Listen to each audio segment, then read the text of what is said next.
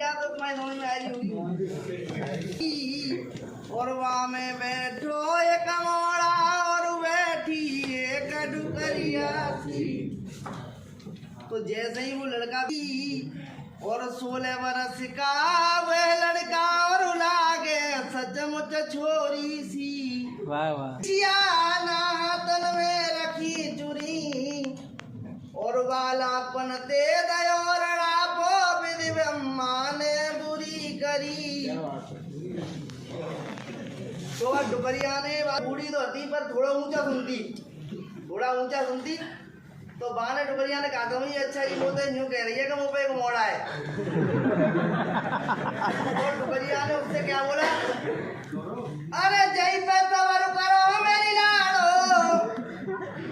अरे जय पे सबर करो मेरी लाड़ो विधि ब्रह्मा ने भली करी।